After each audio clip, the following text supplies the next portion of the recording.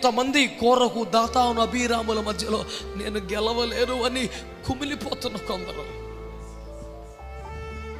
ఫరో ముందు నిలబడే ధైర్యం నాకు లేదు, కొన్ని పాత కేసులు ఉన్నాయి అని అడలిపోతున్న వారు కొందరు. కాదు, నేను గెలవలేను, నేను నెగ్గుకు రాలేను, నన్ను వదిలే ఒక విశ్వాసిగా బ్రతుకుతాను. దేవుని ప్రేమ ఏంటో తెలుసా? ఒక్క పాపిష్టి మనిషి కోసం 53 మైళ్ళు నడిచి వచ్చిన దేవుడు నీ కోసం ఏమైనా చేయడానికి ఆడతాడా, ఆలోచిస్తాడా? దావీదును దేవుడు ఏర్పాటు చేసుకున్నప్పుడు అక్కడ ఒక మంచి మాట ఉంటుంది, నేను యెష్షయి కుమారుడైన దావీదును కనుగొంటిని. నిన్ను అబద్ధం మాట్లాడమనలేదే, కొన్ని నిజాలు చెప్పొద్దు అన్నాడు. ఇదేం సూత్రం సార్?